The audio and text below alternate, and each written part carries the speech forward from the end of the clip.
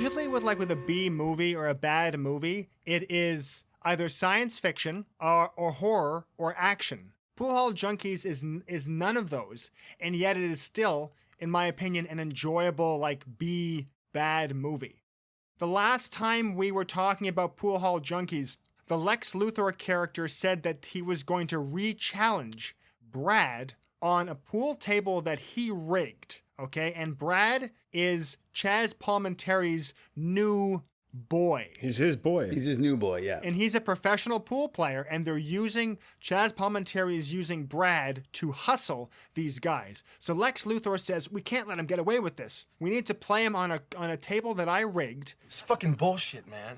All right, we can't let these cocksuckers come into our pool room and push us around. We gotta do something. Like what, Danny? Joe's a fucking psycho. He'll kill us. Yeah, then we gotta find a way to beat him at his own game. So yeah, let's talk about this.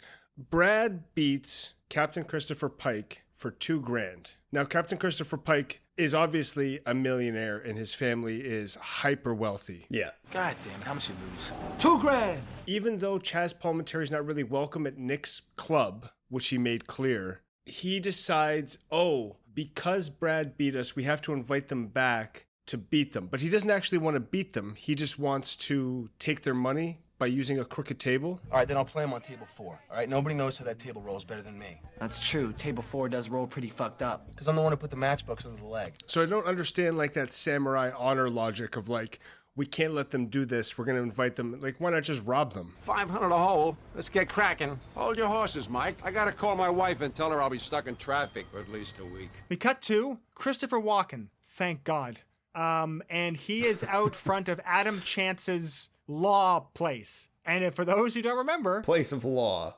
Adam Chance is Tara's boss. Mm-hmm. Tara is, this is so confusing.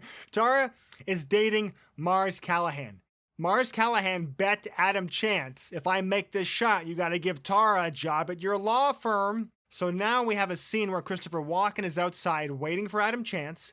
Adam Chance comes out, and then Tara comes out and says, you forgot to sign these forms. And then Christopher Walken says, hey. I need to talk to you. I need to talk to the both of you. Remember that bet you made? Christopher Walken is going to remind Adam Chance about his duty to give Tara a job as a lawyer in the firm. Mm-hmm.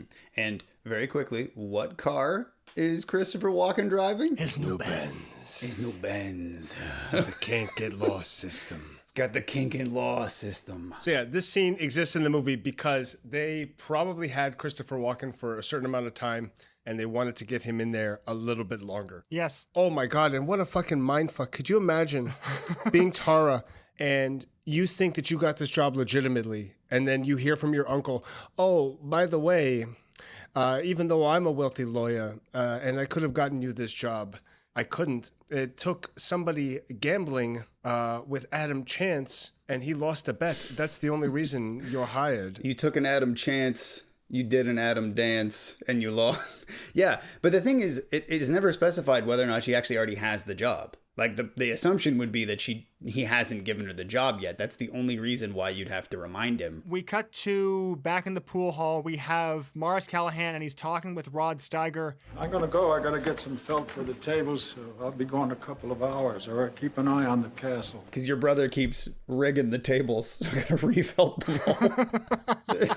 There's one part of this that's super nitpicky, but I see it and I can't not see it every time I watch it. Is there's a continuity cut where they cut between one take of Rod Steiger to a second take after they cut back from Mars Callahan, and the brim of his hat is folded up.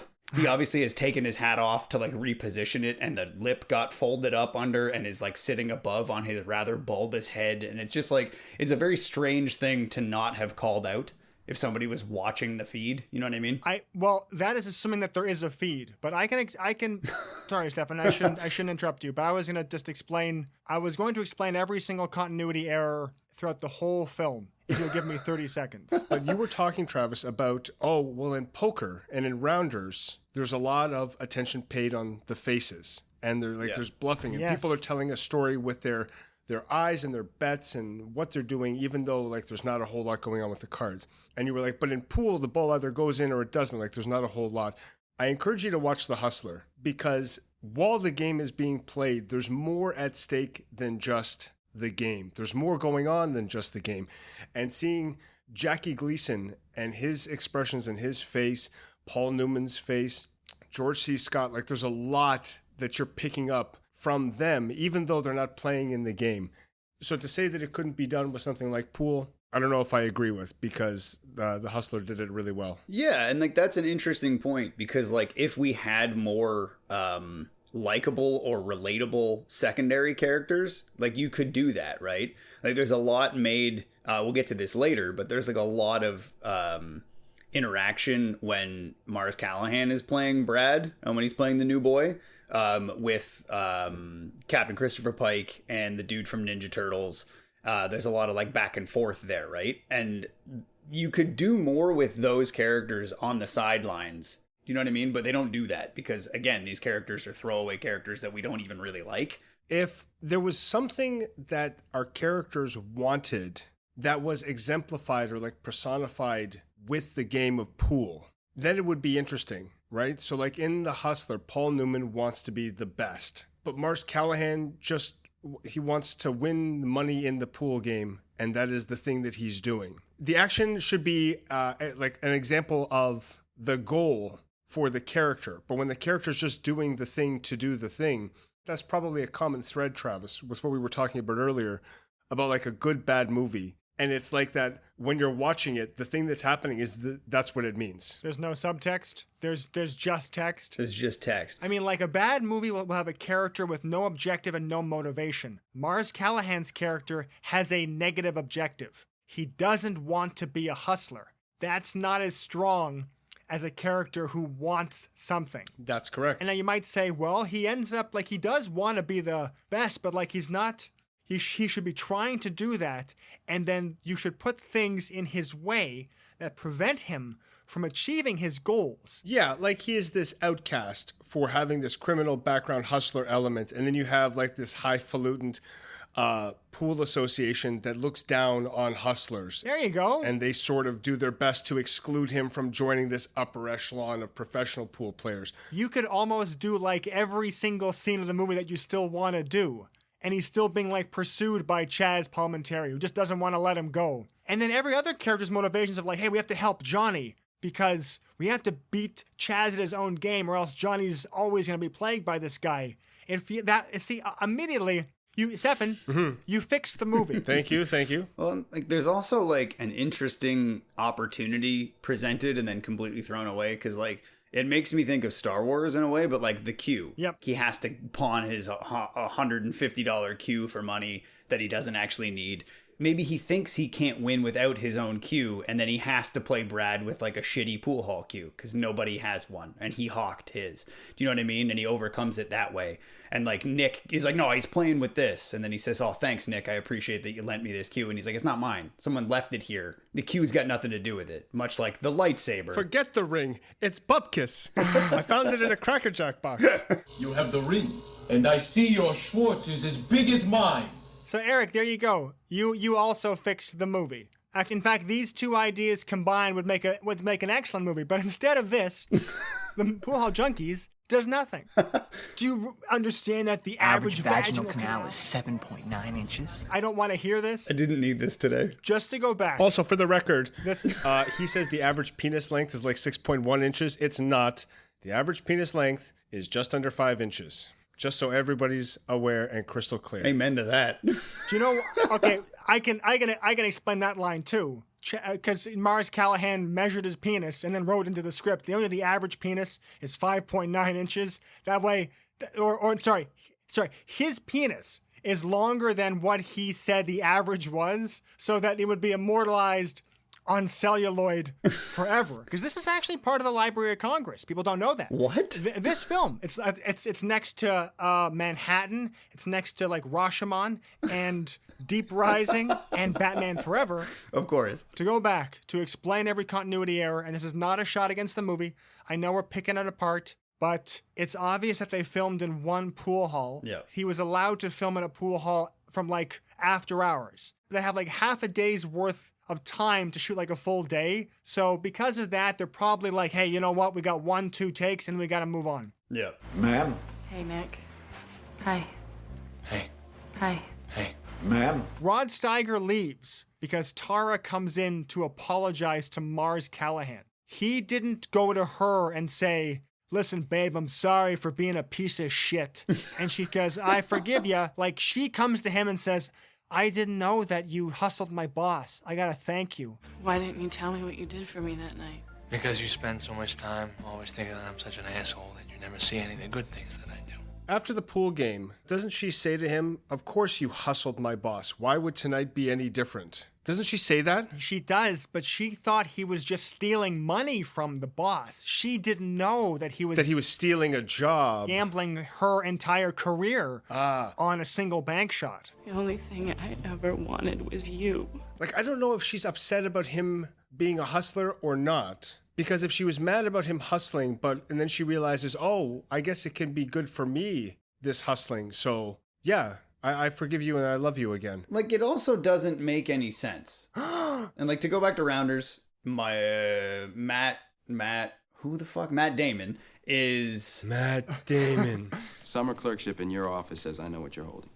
I don't bet with jobs like that. Let's just say I'll put you at the top of the list if you're right. Matt Damon is just trying to get on the guy's radar. I'll bet you anything you want. If I make that shot, you got to give her a job as a lawyer in your firm. But what is the impetus that Adam Chance has to actually honor that bet? There's no... What is Mars Callahan going to do? Show up and just be at his house? Like, he's not going to hurt him. He's not a scary guy. What's Uncle Mike going to do? Like, none of them are going to do anything to him if he doesn't actually honor the bet, except maybe bring it up in front of Tara, like Christopher Walken does, and embarrass him. Tara. But, like, there's no reason that he needs to do it, right? Like, also, just to point out, in Rounders, Mike gets wrapped up in helping his friend Worm to the point where he gets so distracted that he absolutely fucks up, like, moot court. So sorry I'm late. Come to order in the matter of Slater versus New York State Higher Education Services. With Marinacci, whose eye he caught.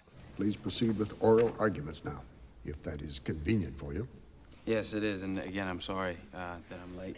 So, like, it was kind of all for nothing, you know, it's just all unraveled in front of him. But Mars Callahan, everything works out. The pool playing leads to Tara getting a job. Yeah. And that's why she comes to apologize. Because for Mars Callahan, everything works out. It goes back to what we were talking about before of, like, do you want to write some, like, flaws for this guy, or do you want to make it so that he doesn't always come out on top? And Mars Callahan said, fuck that. He took a page out of Steve McQueen's book. I don't know how familiar you guys are with Steve McQueen. There are guys who learn, and then there are guys who know. And Steve McQueen always wanted to be or play the guy who knows. And if that's your career, if that's who you want to be, you know, more power to you. So maybe Mars Callahan was just like, I'm going to be cool. I want to be Steve McQueen. I want to take back something that I said earlier, where I said, like, there's what's better than, like, a passive objective of I don't want to be a hustler. What's even more dramatic, and this is why Rounders is so good, is an objective that is forced upon the main character. Matt Damon essentially wants to be left alone. He has to engage with Worm or else. I mean, I caught a frozen wave of cards like you fucking read about. You gotta be kidding me. I mean, I think I'm getting you out of Hawk. I find out I'm $7 grand in. I know, man. I was really up big. It also starts with, you know, this implied responsibility that Matt Damon has for Worm. It's like, I got to look out for him because he helped me out. You know, I'm going to stick up for my friend. They hauled him up before the school board offered him a deal. Tell us who else was involved and we'll go easy on you. Worm didn't say a fucking word. Got himself expelled. I stayed in school and graduated. Not many guys would stand up for a friend like that.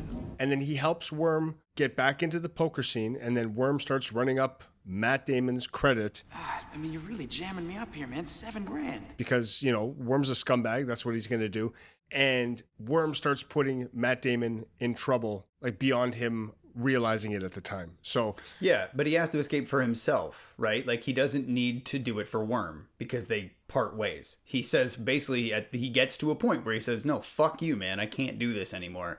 And that is like a big character moment, but he still has to go and play for his own sake. Whereas Mars Callahan is playing for his brother again, and there's no point in which, like, you know, like, his brother does some dumb shit, but he doesn't ever get to a point where he is, like, the toxic person that needs to be cut out. Yeah, ultimately no consequences at the end of, or at any moment in Poolhall Junkies. Hey, how'd you know I was coming back? There's a great bit where Worm goes into like this house game and Matt Damon's like, how did you know I was going to come back for you? He's like, well, that's easy. Who's your favorite actor? Clint Eastwood.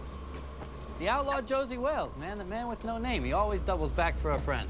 Worm counted on Matt Damon coming back for him. And then at the end of the movie, when they're in serious trouble and Matt Damon wants to go and face his problems head on and says, Worm, are you coming with me? So you just fucked us right in the ass. Yeah, all the way. Okay? So you see what I'm saying? No fooling around. It's highway time. Worm's like, no, I'm leaving. And he doesn't hesitate to cut and run and leave Matt Damon in the lurch. Where's your friend? He's gone. He's gone. Tara comes back and says to Mars Callahan, I'm so sorry for whatever reason, although she did nothing wrong. Then we cut to Lex Luthor and Fred Savage with Christopher Pike, and they're enacting their plan. You guys want some action? I'll be at Hard Times, table 4 tonight. Can't miss me, I'll be the one whipping your ass. So Lex Luthor beats Brad a whole bunch of times, and then Brad says, yeah, you're doing pretty good. Why don't we change tables? And then Lex Luthor says something very smart. He says, no. Either I plan this one or I walk away. And why don't we switch tables and why don't we double the bet? No. Which is, why not just do that with everything at any time? Just say, oh yeah, let's triple the bet. No. Anyway, the scene continues on. Wait, hang on, before we move on, Travis, because we were talking and I was remembering a line from when he's playing Brad, and we were talking about, what's the rock? What's he mean by the rock? Oh, that's the cue ball. Come on. Hey, what's the rock? Oh, that's the cue ball. That's the cue ball. Come on. Because we're adults here. I recall the line that Lex Luthor says when he's like shooting against Brad. And he's like, yeah, I moved the rock around pretty good in my day. So there is a callback to that. I apologize profusely and sincerely to Mars Callahan. What would have been great is if Lex Luthor says like, yeah, I moved the rock around pretty good in my time. And then Brad walks up to Chav's Parliamentary and says, what does he mean by the rock? And then Chav's Parliamentary says, oh, that's the cue ball. Come on.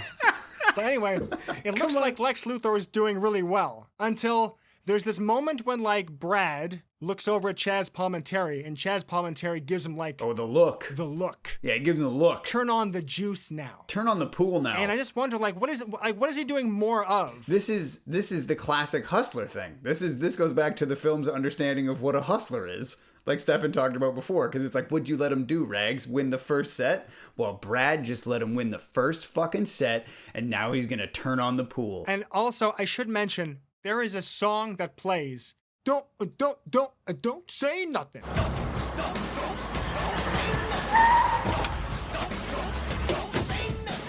For people who haven't seen this movie, if you don't like that song, I really hate to tell you, it plays on loop for like 8 minutes. Don't say nothing.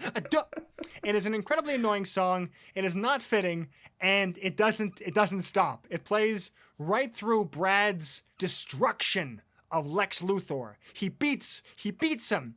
Oh no, I guess the wobbly table matchbook thing didn't help after all. It was all part of the hustle. In the movie, I keep coming back to the hustler, even though we're supposed to be comparing it to Rounders, because it's got the element of hustling is more prevalent in both. But in every scene where Paul Newman is hustling, he puts himself in a situation where he looks like an idiot, like an asshole. And then people that are seeing him gamble and lose get the idea, oh, I want to put my money in or against him. But in Poolhall Junkies, it's always the hustler that suggests playing for more money. And in a real hustle, like, you want the person that you're going to hustle to think they're in control of it. But like, why would, this kid, Lex Luthor, be playing against this pro? And all of a sudden the pro's like, man, you can't beat me. This table's all fucked up. I don't know what I'm doing. Why don't we play for 5,000? Fine, let's double the bet. That sounds good. Captain Christopher Pike looks over at Lex and goes, something's not right. Something's different. There's something strange going on here. He's not playing you the same way he played me. Well, of course not, dummy. I'm a lot better player than you are. And this is before Brad turns on the pool, as Eric said. He's like, yeah, he's not playing the same. He's standing with his legs crossed. He's playing with his hands upside down. His cues aren't arms. I don't think his balls have eyes right now. Yeah, Yeah, and that's like the stupidest fucking thing in the world too, because he's like, he's not pooling like when he pooled me, and then Lex Luthor's like, shut up, bitch, I'm way better pool than you. Like, it's just like, listen to your friend, man. Shut up, idiot. Yeah. Shut up, loser. You listen to me, Josh Hartnett. I'm not fucking... Josh Hartnett from Wish. Lex Luthor loses, and he owes Chaz Palminteri $5,000, but he tries to escape. Pay up. $5,000. He runs outside into the snow, where he's pursued by Brad and Chaz Palminteri, who beat him up, and they say, you better get our money. 24 hours. Well, next time I come back angry. Lex Luthor then breaks into the pawn shop where we were earlier. And he breaks open some cabinets, steals some jewelry and some watches in a desperate attempt to, like, I guess maybe to pawn back to the same guy for $5,000. That was exactly what I wrote down. I was like, he's rolling the place that he's going to be pawning the stuff at. Also, this is a small point again, but like originally when they're in there, he says, don't embarrass me in front of V, who's ostensibly the pawnbroker. But then when they go to Mars Callahan to tell him what happened, they're like, he knocked over Sal's. Tried to knock over Sal's. So I was like, was it a different pawn shop? What do you think the V stands for? Did anybody else think of Victor? Sal. Yeah, it's Sal. There's no Facebook Marketplace at this time. You have to sell these at another pawn shop. He can't give these watches to Chaz Palminteri, because then he'll go to the pawn shop and the guy will say, hey, these were stolen from me. And also, I don't want to sound like a big shot. I'm not. But if my life were on the line, I think I could get $5,000 cash. Mm-hmm. Especially, if my pool playing circle consists of a millionaire and a friend that I know has 40 grand in cash that I could probably get in contact with and say, listen, I fucked up. I need to borrow $5,000 to get me out of this life-threatening trouble. Yeah. And oh my God, how great would it be? He steals like $20,000 worth of jewelry, takes it to a pawn shop, and they're like, I'll give you $40. Best I can do is $40. Yeah, they also, like, Brad's not intimidating. Do you know what I mean? Brad's like in blue jeans. He's got like a polo shirt tucked in. Like, he's not an intimidating guy. What happens when somebody from like the pool association sees Brad, the professional pool player, like hustling and beating up a 19-year-old outside? Like, isn't he jeopardizing his career when he's already an established professional? Brad, you better be careful, because Anal BJ is over there in the corner. You don't want him to see you. They don't call him that for nothing. Peeping Tom J. It's just Jay. The Pisses in the pool Jay is here. I'm gonna make you swallow my rocks, Jay. What does he mean by his rocks? Oh, he means his balls. Come on. I would have loved if Bucktooth Chevy came back in at this point. If he's like, I'll give you Bucktooth Chevy. We're going to play for Bucktooth's missing teeth. I won him from him. I hustled him away from his teeth. When I was in Memphis playing Bucktooth for his teeth. A necklace of teeth.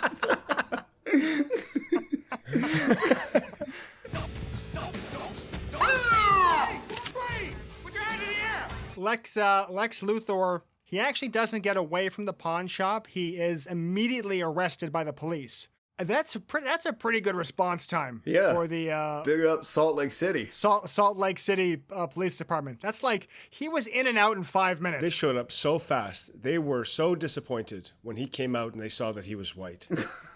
They had their guns drawn too. Like, damn. They had their guns drawn. They were ready. They're like, damn it. They were ready. Yeah, 100%. You got any black people in there with you? Oh. No, it's just me. Sir, please stand aside. We're looking for the person who robbed this pawn shop. Some black guy's just walking past. He's like, what's going on here? Oh, no. He's the one who did it. How did he get around us so fast? Lex Luthor, Mars Callahan's younger brother, is arrested, and bail costs $25,000. This is important. Now, it was one of you guys who said that, like, hey, you know that if he arrives at court, you get your bail money back. Yeah. So one of the rich friends can put up the money and they can actually get Lex Luthor out of prison quite easily. Regardless of what happens, we don't see that actor for the rest of the movie. Yes. I have to go now. My peripheral understanding of bail is that the bail is set, you pay the bail, and then you get the bail money back. Or you can go to a bail bondsman, and the bail bondsman will put up the bail. You're going to pay them, say, $2,500. They put up the $25,000, and then they'll get the $25,000 back when the person shows up for court. He's in county jail. It's $25,000 bail. Well, we got to get him out, right? But in this movie, they seem to think that they pay that money to get him out of jail. And I mean, in a sense, they do. But it's not going to absolve him from going to court because he did knock over the pawn shop. I was watching, the hell was I watching? The Last of Us. And there's a scene where the guy goes to jail and gets arrested. And he calls and he says, you got to bail me out because it's Friday. And if you don't do it today, I'm in here over the weekend. So, like, it would make more sense if, like, Chaz Palminteri had guys inside and you need to get him out today, or he's going to be inside over the weekend with some goons that'll hurt him real bad. You know what I mean? Like, there's an easy way to make this work. If anybody's confused about bail, there's a great scene in Jackie Brown where, what's his name, Travis? Forrest. Robert Forster. Robert Forster is a bail bondsman, and he's talking to Samuel L. Jackson about what he needs to do for bail. If you want to learn about bail and lawyerings of that nature and legalings of bailish proceedings. Bailish. Papers, papers. You could also just watch Midnight Run. At this point, Mars Callahan realizes he has to play pool like he's never played pool before. He's going to go challenge Brad and Chaz Palminteri. But we have to recall that he cuts off his own cast early because Chaz had previously broken his hand. So he's playing injured. Yes. We'll say that like this represents like the climax of the film. The final showdown is the challenge against Chaz Palminteri and Brad, where Mars Callahan meets with them, and they don't have a lot of money to start. Nick, anything on a bankroll? Nothing. Nada. They're trying to get a bankroll for Johnny to play, and Nick only has, he said like he only has like $2,500 or $5,000 available. And I'm like, oh yeah, $2,500. That's enough to get your brother out of jail. But then Nick says, and by Nick I mean the Raisin Man, the cue ball. I forget his name. The Rock. The Rock. Rock Steiger. Rod Steiger. Zack Snyder. Yeah. How is he coming? Getting money? And he says nothing. De nada. And I don't know if this is intentional or not, but in Spanish, like de nada is what you say when you want to say you're welcome, because it means like of nothing, like think nothing of it, I'm pretty sure. Nada means nothing. I don't know why he says de nada. Because they don't know that. That's why. Because they didn't research anything. I also think it's funny that Chaz Palminteri kind of looks like Joe Mantegna, and I think Joe Mantegna is in The Three Amigos, correct, Travis? Yes. And he has that great line, do you know what the word nada means? In all those Mexican movies you made, did you ever hear that word? Isn't that a light chicken gravy that you just... It means nothing. Zero. Zip. It's what you're gonna have when I'm through with you. I'd like to continue to work for free, Mr. Flugelman. Captain Christopher Pike comes in with like cold, hard cash, and he says, here, you can play with this. You ready? Yeah, I'm ready. Let's play the first set for 5,000. It's okay. It's all right. We're covered. Jesus Christ, where'd you get that? I'm the rich kid, right? Turns out, remember the guy from Ninja Turtles, Tang? I love Tang. He left on the road to play pool with all the money that his parents saved for college. Well, he's the one who's actually secretly bankrolling this. And Mars Callahan, he doesn't know that.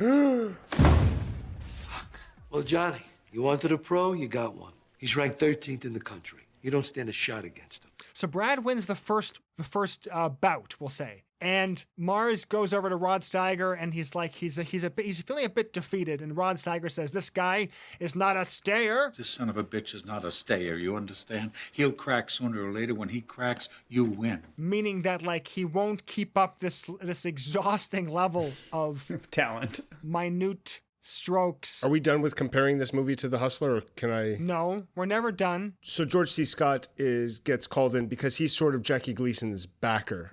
Jackie Gleason plays Minnesota Fats, and Fast Eddie, Paul Newman, is just shooting the lights out. He's beating Jackie Gleason rack after rack, and George C. Scott says, "Stick with this guy. He's a loser," meaning that eventually Paul Newman is going to crack and fold. Yeah, that's basically what Rod Steiger is saying to Johnny. He's like, stick with this guy. He's not a stayer. He's a goer. He's a loser. He's a total piece of shit. Stick with this guy. He's not a shower. He's not a grower. He's a little dick. His balls ain't got eyes. There's no eyes on his balls. He's got little and his tiny hands cues are for hands. fingers. Mars Callahan just lost the first round against Brad. Did you want to say anything before we continue on the scene analysis? Well, the only thing that we didn't talk about was Rack'em Joe, my fingers so, when we were talking about when... oh my God, you're right. Yeah, we forgot that. Okay, sorry. Can you please set up that line? Yeah, during this previous scene, before don't rob the pawn shop. What do they mean by the rock? That means the cue ball. Come on. It's just when Lex Luthor is playing Brad, he says, "Rack'em Joe, my fingers so," after he wins a game. And I'm under the assumption that he's saying my fingers are sore. I'm going to let the audience hear what he says right now. Rack'em Joe, my fingers so. Now, is this from something? I don't know if it's from something. My thought was like... Yeah, it's from Foghorn Leghorn. Oh, it is? No. Okay. No, I was, I thought maybe it was like, cause like if the winner has to rack, cause loser breaks. So maybe he's saying like, I'm winning so much, my fingers hurt from racking the balls. I don't know if that's my only guess. Isn't he racking up while he says it? Fuck, I don't know. Why would Joe rack the balls? Yeah. What do they mean by the rock? What do they mean by the balls? Oh, they mean my asshole. Your brother can tongue the rock better than anyone. Oh, thanks, St. Louis. Anyways, back to where we are. Rack'em Joe, my fingers so. Don't write dialogue that makes people pause the movie and say, what does that mean? Because Chaz Palminteri right away says, what does that mean? Yeah, exactly. No, I'm not going to do that. This is so sad. Wait here. Mars Callahan loses his first match to Brad, and then he's like, oh no, we got no more money.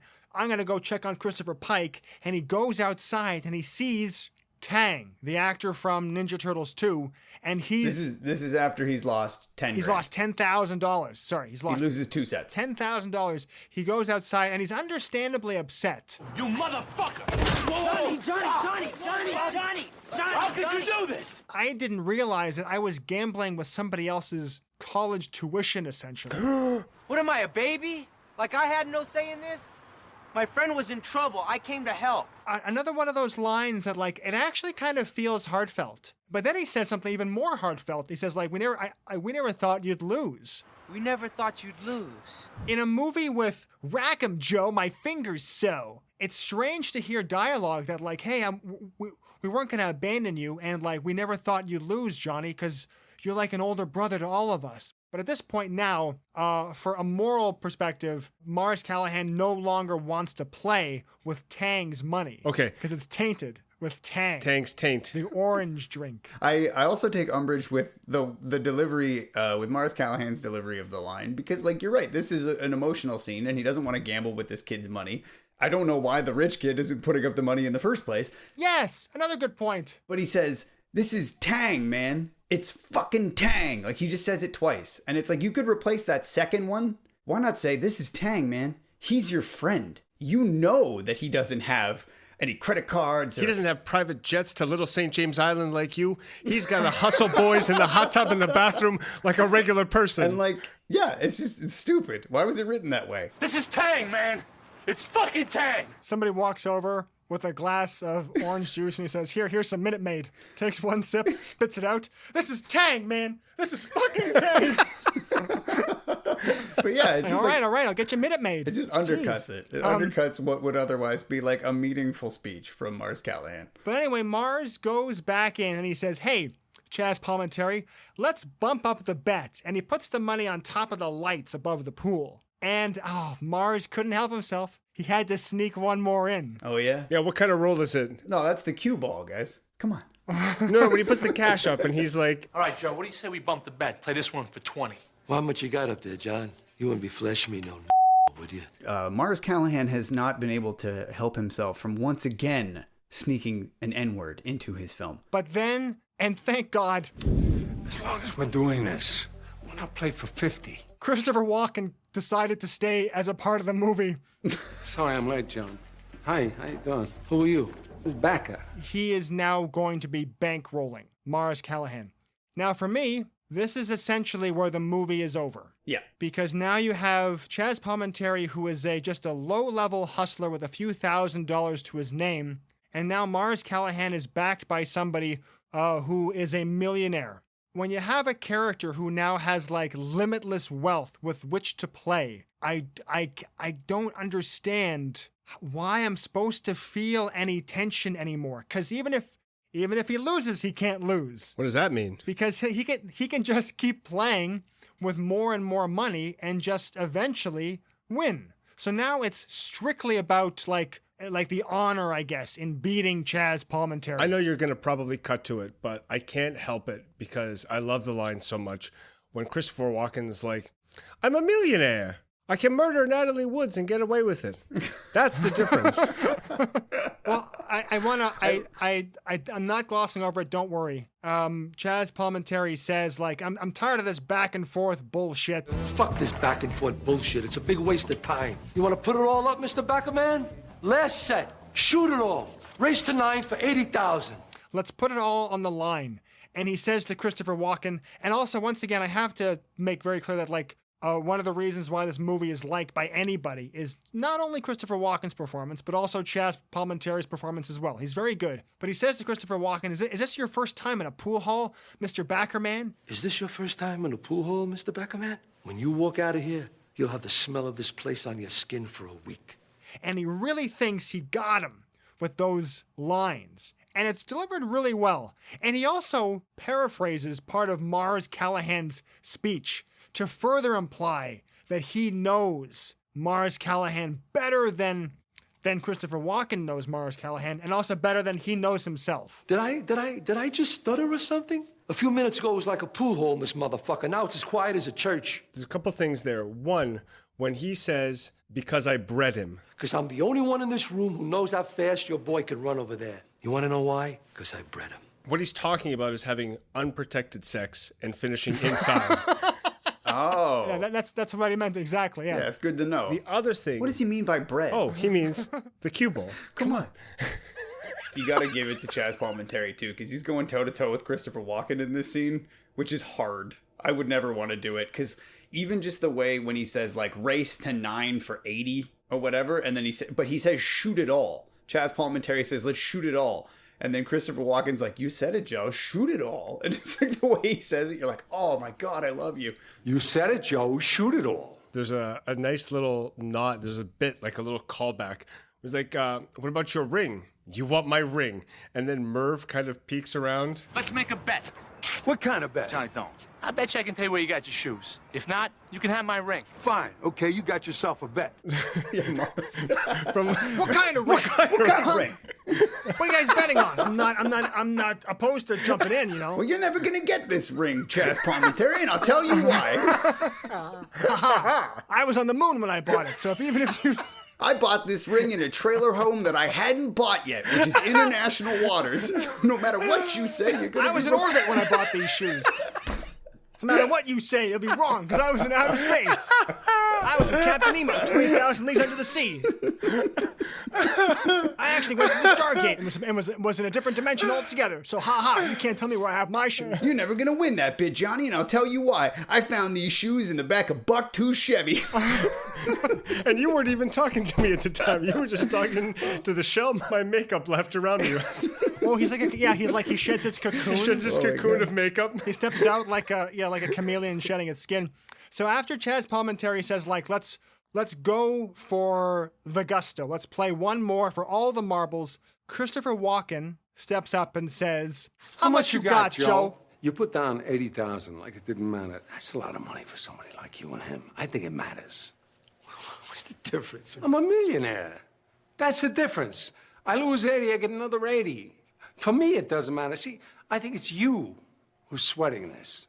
And then Christopher Walken decides to match everything that Chaz Palminteri has, even down to his ring, and all the money in Brad's pockets, because he's so sure that Johnny will be able to win. I mean, this is the only part in the movie where it brings home that this is just a matter of honor, right? Like when you have this backer, it doesn't matter about the money. You know what I mean? And he's essentially saying to Mars Callahan, like, stop worrying about the money. This isn't Tang's money anymore. This is about beating these guys. I'm gonna leave you with nothing. Nick, Make sure, please. It's all there. Which is the only way that you can view this that it is effective. Because, yeah, like you said, like it really does remove all the tension. Like they could just pay Joe what they owe him and go get Lex Luthor out of jail. The issue is, though, is that, like, what's Joe going to do if he wins? Like, if Chaz Palminteri and Brad win, what happens? I guess he just walks out with the 80,000. Yeah, they leave, I guess. Because now it's turning into, like, a little war between Chaz Palminteri and Christopher Walken. Yes. Like, Christopher Walken is trying to make Chaz Palminteri broke. And Chaz Palminteri wants to hurt or, like, slightly bruise the ego of this millionaire. So, like, this is almost a whole movie in itself. Because, like, if Chaz decided to leave, Christopher Walken would say, that's okay. I can bail your brother out anyway, and you can have my Benz. Did I mention that I'm friends with Robert Wagner? If Tara ever gets to be too much for you... No longer friends with Natalie Wood. We can sail out to the ocean and push her into the ocean. I'm going to have a drink. Want to have a drink? Right before the final match, Mars Callahan is like splashing cold water on his face. And Christopher Walken comes in and he says, You watch those nature documentaries on the cable? There's the lion. He's the king of the jungle. He's so hot. He's sexy. He's fucking just a gorgeous lion. He's so big. He's so hot. He doesn't want to move. Now, the other animals, they notice this. And they start to move in. The jackals, hyenas, they're barking at him, laughing at him. Closer and closer and bolder, till one day, that lion gets up and tears the shit out of everybody. Because every once in a while, the lion has to show the jackals who he is. And it's a good speech, but unfortunately, it then cuts to another really awful musical choice, like one of the B tracks from Tony Hawk Pro Skater 2. Yeah.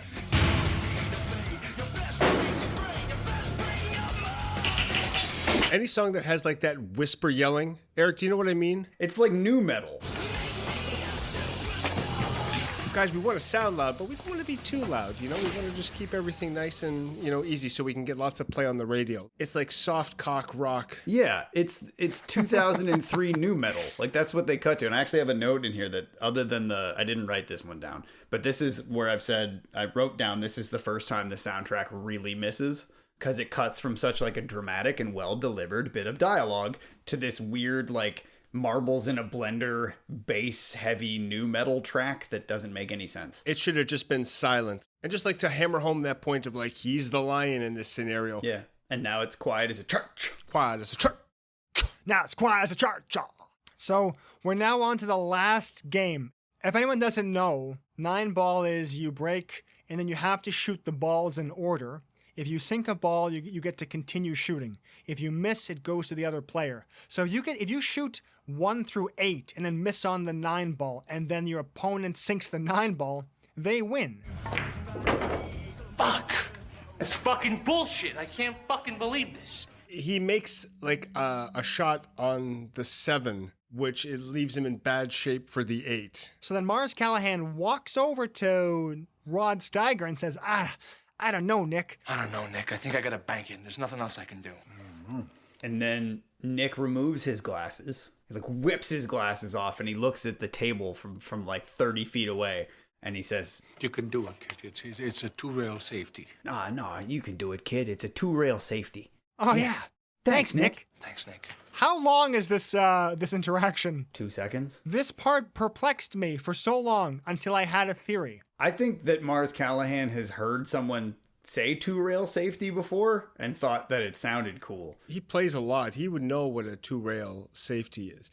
The idea that a pool player would have a caddy like they do in golf, I don't think really exists. I think that they didn't have enough screen time for Rod Steiger. I thought like they're prepping to film and Rod Steiger comes to the door and says, "Okay, I'm ready to shoot." And Mars says, "He's done. Didn't anyone tell Rod that he's finished shooting?" "No." And then Mars said, "Oh shit, we didn't tell him that he was finished yesterday. So let's just give him a line. I'll walk over, say a line, and come back to the movie really quickly." I feel like maybe that's happened to Rod Steiger a lot, and that's why he acts the way that he does. Like, I'm gonna make sure they don't forget that I'm here now. I'm gonna use the take that's so perplexing. Maybe if I act louder. That's a waste. It's one of the biggest wastes in the world Because you have the ability to be the best. My girlfriend needs to put glasses on to see better. Yeah. But Rod Steiger takes them off to see better. Well, that's not... See, if you leave the glasses on, that's not acting, right? You don't have the business. Hey, Rod, can you use your voice? That's not acting. The ASMR on him taking his glasses off is superb, though. Good shot. Mars Callahan leaves the ball safe. So he's positioned the 9 ball in between the cue ball and the 8 ball. I'll be cue ball. Skinner can be 8 ball. Barney will be 12 ball. And Mo, you can be cue ball. You're an idiot. Leaving Ricky Schroeder, or Brad, a tricky shot. Yes! Take that, you motherless motherfuckers! Yes! Ricky Schroeder then jumps the 9 to make the 8 ball. Very impressive shot. And it irritates me because the 9 ball is stationary. Nothing touched it. The cue ball, after it hits the 8 ball, is kind of not going anywhere. Somehow they both are together rolling to a rail. Yeah. And you have Brad saying, stop. Easy. No. I'm going to bust. So, Stefan, going back to what you said, Brad leaves himself a really hard 9-ball shot. Mm-hmm. He's trying to finagle it. Like, he's looking at different avenues in which he can approach this ball. And even from like a lay perspective, it looks like it'd be really hard to actually sink it. And then Mars Callahan says, it's an easy shot, okay? Just take the shot. All right, shoot the shot already. It's an easy shot. Yeah, easy shot my ass. You fucking loser piece of shit. This guy doesn't even know how to play pool. Hey, this guy can't play pool. Can't believe I'm playing with somebody so fucking stupid. Believe me, I'd rather have you shoot the shot than me. Yeah, me too. And then Brad says, bullshit. You think it's so easy? Fucking you shoot it. And then Mars, his tone of voice changes and he says, Believe me, I wish I could. With a shot like that, I'd even pay you to shoot it. I'd even pay you to shoot it. And then Chaz Palminteri says, oh yeah? What's it worth to you? Chaz immediately perks up. All of a sudden, he turns into Merv. Yeah, Merv jumps in. Well, what kind of bet? What kind of money is it worth to you, Johnny?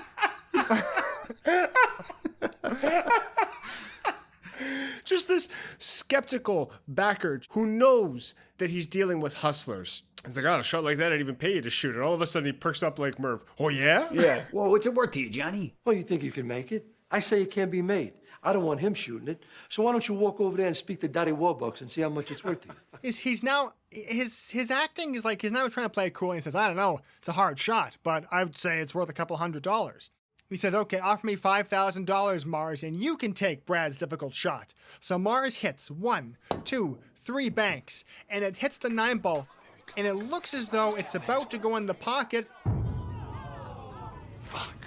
And it hovers on the rim. Oh, Mars didn't make it. He rim jobbed it. And Brad says to him, I told you weren't going to make it. What the hell were you thinking, huh? I told you couldn't make the shot. You idiot. And then Brad lines up his shot now. He lines up to hit the 9 ball in, and Mars abruptly puts his cue down and stops him and says, whoa. What are you doing? I'm taking my shot. No. And then Mars Callahan says, no. It's called the cue ball. No, he says, See, I just paid $5,000 for your shot. Now it's my shot. And then Mars Callahan sinks the 9 ball, and he wins. He wins with a hustle. Mm-hmm. Mm. If the whole fucking point of this movie was that Mars Callahan does not want to be a hustler, the movie should have ended with Mars Callahan beating the pro by just playing pool. And the soundtrack kicks in James Brown, Payback. Now it's my shot. Hey, listen, you can't do that. You can't do that. And you're supposed to feel like, yeah, got him. But in retrospect, it completely ruins what I thought the movie was actually about. That's what I was trying to say when I watched this movie again, was I don't know that Johnny doesn't want to be a hustler. Like, I think that's all he wants to be. There's nothing wrong with it either. But yeah, at the end of the movie, it's like, so what did Johnny learn about himself? Yeah, I don't know, man. It's like the whole movie is this way, though. Like, it's like, it makes perfect sense when you take the movie as a whole. obviously, if you take this as an individual scene, it is cool. And that's why when I was a kid and I saw this, I was like, fuck yes, that's what I'm talking about. Like, I was so hyped up about it. What was Mars Callahan going to do if he made the shot? Like, is he that good that he could almost make it? Eric, what do you think? I mean, I think there's an opportunity there, again, to change the scene. And when he's just like, oh, I'd pay you for that shot. And then Chaz is like, yeah, no, I'm not falling for any of that hustler bullshit. Like, you forget who raised you? He's like, you're just going to take your shot afterwards. And then he says, no, I won't. I'll just pay you $5,000 for that shot. And then he makes it because he is that good. Like, was he just going to give the money? Be like, oh, that was your shot that I made. And since it was yours, that means you get the money. If Mars made that bank shot, I think he would have just said, see, I win now. That's how you pool. It should have been Brad who said, like, oh, no one can make this shot. And then Mars would say, I can, and maybe have like one final reprise of like, oh, everyone was, now you're all quiet. And then Mars Callahan makes the shot that no one could make and then wins. But for some reason, it's like, I hate being a hustler. And then he hustles for the whole movie. People solve his problems for him. People pay him to hustle, and then he wins with a hustle. I think that is really the core of the entire thing, is that Mars Callahan really likes movies. He really likes certain things about certain movies, and he's not willing to sacrifice. Like, the thing that he likes the most is the cool stuff, and he's not willing to sacrifice any of that for the point of, or for the betterment of the plot. He wants to include as much cool, air quotes, cool shit as possible without sacrificing any of the stuff that doesn't really make sense. Just to quickly reiterate, I thought it was cool as hell when he's like, I just paid $5,000 for your shot. And then it's that zoom in on Christopher Walken and he makes that face like, yep, you're a fucking idiot. When Mars won with a hustle, all it really did was prove Chaz Palminteri correct. I know I bred him. I know he's a hustler to the bone. I milked him. And then Mars says, haha, I won by hustling. Chaz should have just said like, yeah, I know. Well, you weren't going to win by playing well. And Brad sort of says that later on, but we'll get to that because you said earlier on, like, how does this end for certain characters? And when Chaz Palminteri, after he loses, says like, you can't do that. He just pulls out a gun and thank God that Chico is back. You and I got some unfinished business. The rest of y'all clear out. It's about to get rowdy in this motherfucker. And Chico is back with all of his friends, and they're all armed. They found Chaz Palminteri. Took quite a while. There's only one pool hall in town. I would have looked for him there first. Also, why wait for so long to find Chaz? He put a knife to your throat. Just find him immediately. With this scene, Chico and like 15 of his guys show up, and they're all armed. But they're all already in the room when you cut to them, right? They're not like coming into the room. All of them are already in the room. And because they're not in Chaz Palminteri's eye line, they must have been in everyone else's eye line, which means that throughout that whole scene, Chico and his guys were quietly coming into the room and lining up over there. It's amazing. It's so good. Because as soon as he pulls that gun, you hear the rack of a shotgun. Rack 'em, Joe. My fingers so. Exactly. It's a callback. It all rhymes. It's like poetry. So what are they going to do? Are they going to kill Joe? Are they going to shoot up the pool hall? I guess so. Finally, they're going to kill him, I think. Yeah, sorry. Chaz Palminteri was about to kill Mars. And luckily, Chico did show up. Because if he didn't, I guess Mars Callahan and Christopher Walken would have been shot by Chaz Palminteri. Like, just a wonderful coincidence for the winners. Yes. Brad also has a really great line, too, when Chico shows up with, like, armed friends. And he's putting away his cue, and he's putting on his coat, and Brad says, later, Joe, and just fucking leaves. And the way that Christopher Walken runs out of the pool hall is worth a rewatch, too. It's very funny, the way he just, like, gets the fuck out of there.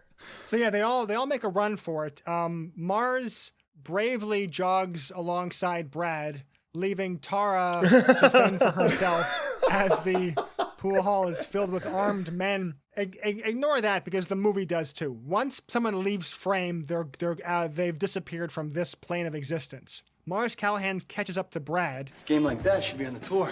Yeah, well, I don't think you want me beating you every week. Hey, you didn't beat me.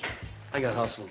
And Brad then encourages him to actually give professional pool playing a try. I guess I'm a hustler, huh? Doesn't have to stay that way. Think about it. Anyway, Joe's about to get shot to death. Why don't you go join the pro tour? And they're walking out of the pool hall kind of casually. And meanwhile, you can only assume that Chico is like brutally murdering Chaz Palminteri. The ending of this movie happens so fast. Like after the pool game is over, it's like Chico rolls up, then we cut away from that. And it's, you didn't beat me, I got hustled. Yeah, well, it doesn't have to stay that way. Think about it. Cut to the next bit. It feels like I tune out after the pool game is over and after Christopher Walken is no longer in it. I mean, the movie really is only the time that Christopher Walken is in it, as far as I'm concerned. We're just watching it at that point because it's the sunk cost fallacy. I've already put an hour into this. I'm going to see how it ends. We are approaching the ending. There's no longer a rush to get his brother out of jail. Mars Callahan goes outside and he finds Tara, who's just leaning up against a car. Hey, Hey. you want to get out of here? Okay. She's not like, oh my God, those guys had guns in there. We got to get out of here. She's just like kind of like casually waiting like, hey, handsome. What did they mean by The Rock? Oh, well, they meant the cue ball. Come on. One point that I have about this, and this is not like, I understand you got to shoot where you got to shoot. But after all of that, when Mars Callahan comes outside and finds Tara leaning up against the Nubens, it's broad daylight. And I don't know about you guys, but that undercut the whole game for me somehow. Like when I picture that scene, it's like this is taking place at midnight or 2 a.m. When he comes outside and it's like 11 a.m., I just was just like, that's not as exciting. They step out into fucking Utah, right? Yeah. Like it's not like they're on the Las Vegas Strip. Tara says, we got to go. And then Mars says, well, we're not leaving in that. Wait, we're not going in that. What are we going in? We're going in that. That's my Uncle Mike's car. Not anymore. And he lifts up the keys to Christopher Walken's Mercedes-Benz. Mars didn't bet the car or win the car. He just has Christopher Walken's keys.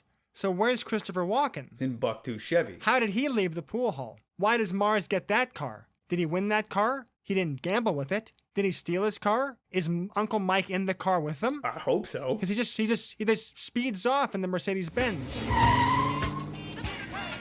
And then the final shot of the movie is Mars Callahan dressed up, hitting a rack of 9 balls as like spotlights swirl overhead as if he's playing in a professional league. He hits the balls and he does like a cool stance and you hear the crowd just going absolutely wild. Yay. But you see the background and there's like 3 sets of bleachers and it's full of the elderly and nobody's moving. And my theory with that is it was actually shot, obviously, at the same day that they shot there with St. Louis. And that Greek son of a bitch. Did anyone have anything to say about like the final shot? Besides the fact that like it implies that Mars Callahan went on to become a professional pool player, which he could have done at any time. In true big movie fashion, there's an after credits or like a mid credits scene. Oh my God. Oh yes, that's right. Okay, boys, you ready? Because earlier on, the idiots had gotten into an argument about whether or not this girl's titties are real. Also, what difference does it make? Well, Stefan, when you say the idiots, which characters are you referring to? I'm talking about Fred Savage, Christopher Pike, Lex Luthor, and Tang. Ninja Turtles. Because now we care about setup and payoff, so we have to do this scene. So they all give her $20 to feel her up, and then they're just... Except for Fred Savage, who gives her 40 so he can use both hands. Oh my God, it's just so fucking lame. Sorry, did you guys mention that like earlier on in the film they were talking about breasts and then they said that the chick at this restaurant, they say chick. I don't say chick, okay? I'm too much of a cuck to say chick, okay? She looks like Dottie from A League of Their Own. She's a redhead, and redheads famously have huge tits. I could go on for days. There's Christina Hendricks. They speculate early on about whether or not this woman's breasts are real. And then this mid-credit scene is them paying her money to touch her breasts. Because of the bet, though. Because I presume they have a bet. Yeah. And they want what to kind of bet? Murph fucking just runs I see a big pair of floppy tits. Well, you're never going to guess where I got my breast implants. Haha. I was an international model. Fucking Merv, man. The best character in this entire movie. But yes, they're trying to close the loop on their previous discussion. They've somehow asked this woman whether or not they can each pay her $20 to feel her breasts. And then they can decide whether or not they are fake or real. And then she will tell them. That's right, yeah. And then they do a callback to the other thing that the budget Fred Savage was saying about like the average penis length being this and the average vaginal canal being this. So they all get into a ship and they shrink down like in Inner Space and they go up her vagina. Yeah, and you're not just bringing this up because you just watched Inner Space, right? No, it's not bringing it up just because I watched Inner Space, but that's how they're going to do it. They're going to go like in the movie Inner Space. No, it's totally different, yeah. Because I just watched it. And you're going to say this is because I just saw the movie Inner Space starring Dennis Quaid, but it's not. It's unrelated. Now, this scene, is this supposed to be funny? Or is it just profoundly sad? 14-year-old me thought this was hilarious. But, like, you watch it back now, and yeah, it's just like a weird, sad way to end the movie. I don't understand the thought process behind it.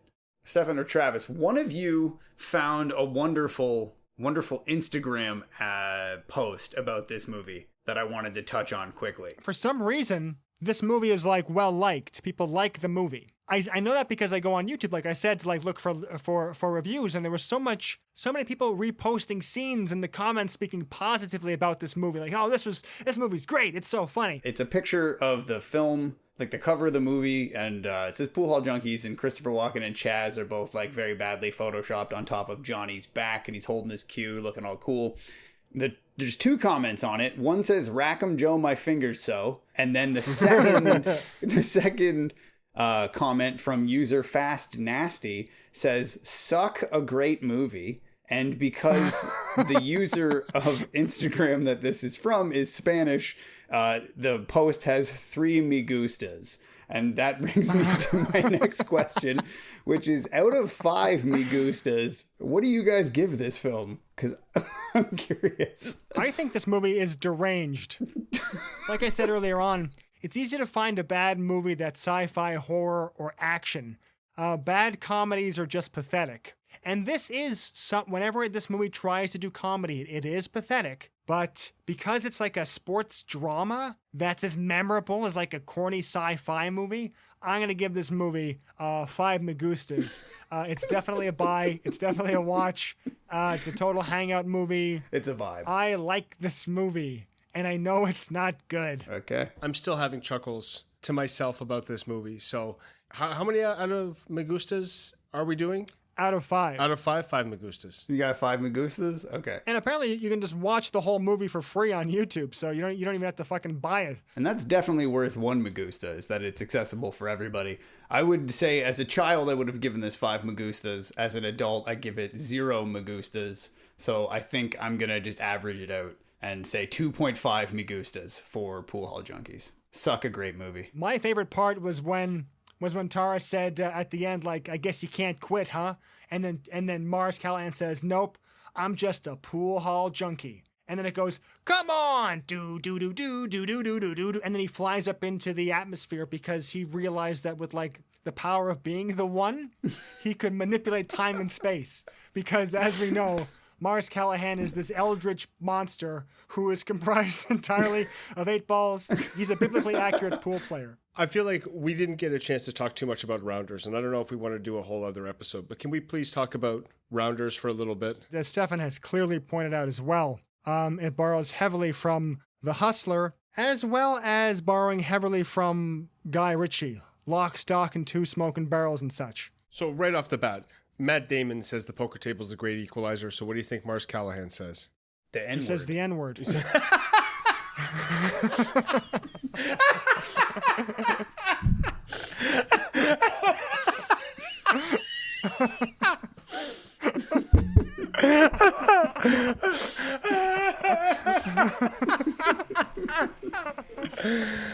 All right, that's all for me, folks.